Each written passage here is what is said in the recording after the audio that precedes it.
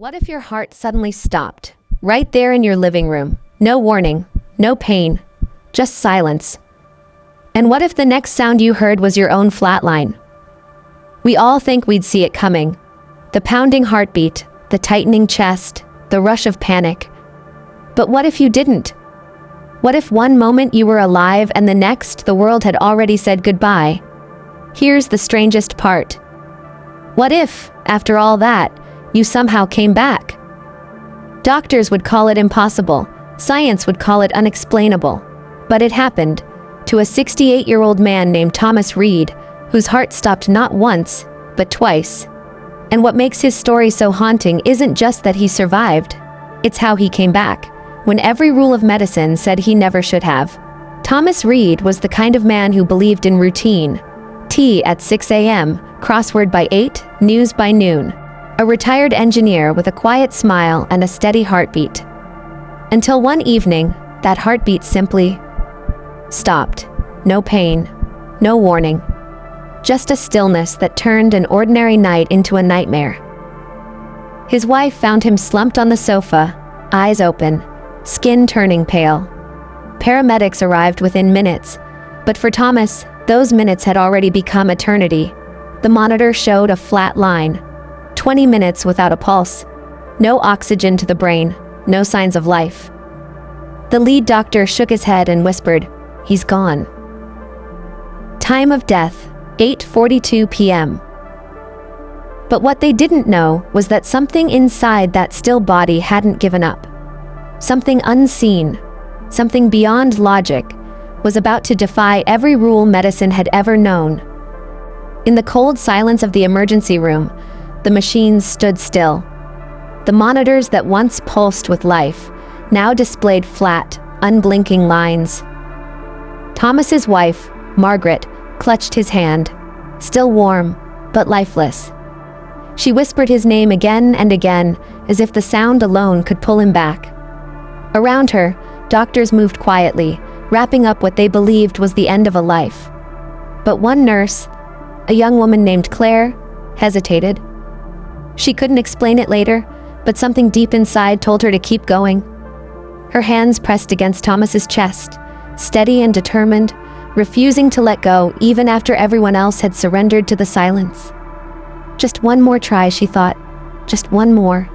And then the room changed. A flicker on the monitor, a single blip of life. Everyone froze. It couldn't be real. Could it? 23 minutes after death, against every rule of medicine, a heartbeat had returned. The room erupted in disbelief.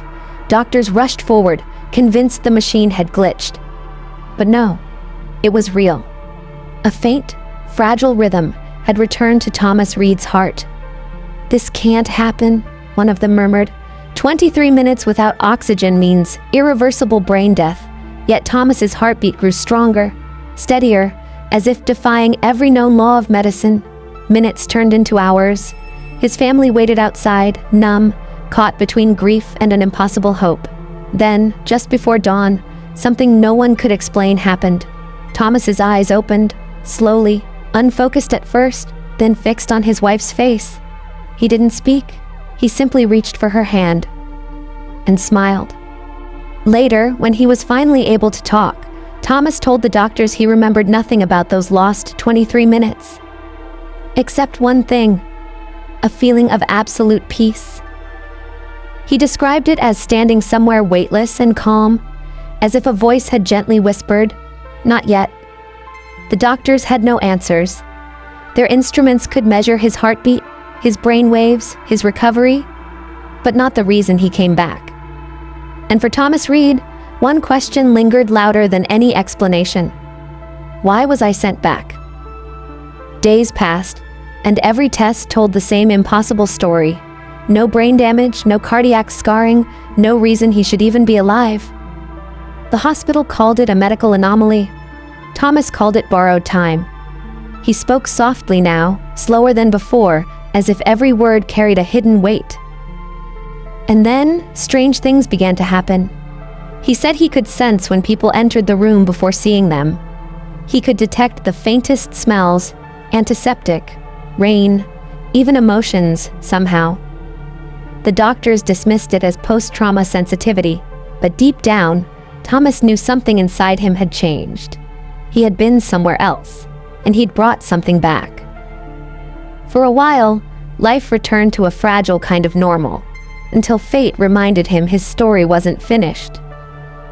2 years later, while tending to his garden, Thomas collapsed once more. Another cardiac arrest. No one around, no CPR. And yet, when paramedics arrived 14 minutes later, they found him breathing, alive, again. 2 deaths, 2 returns, and a silence in between that even science couldn't touch.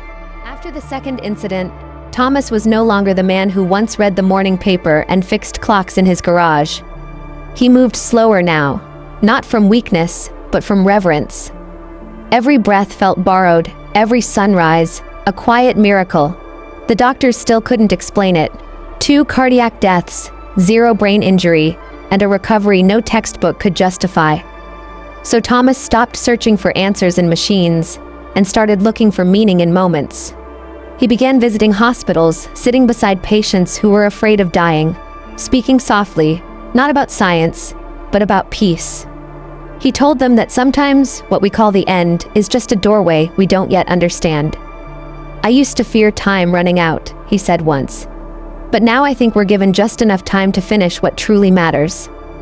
People listened, not because he had survived, but because he had returned.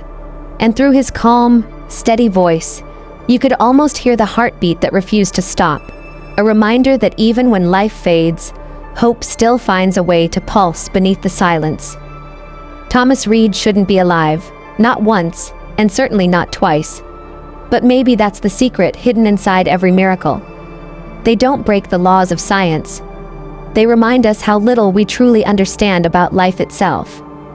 Every day, his heart beats with quiet defiance, a rhythm that seems to whisper, "Not yet." And perhaps that's what miracles really are. Not flashes of divine light or thunderous revelations, but simple, stubborn acts of the human spirit refusing to surrender. So tonight, as you sit and feel your own heartbeat, steady, patient, alive, remember this: the next one isn't promised, but it's yours right now. Cherish it. Because sometimes surviving isn't about fighting death, it's about realizing that life has been fighting for you all along. Every heartbeat is a story. Some just refuse to end. If you believe in second chances and the power of the human spirit, there are more stories like this waiting for you here. Don't miss the next miracle. Like, share, and subscribe, and press bell icon for more updates.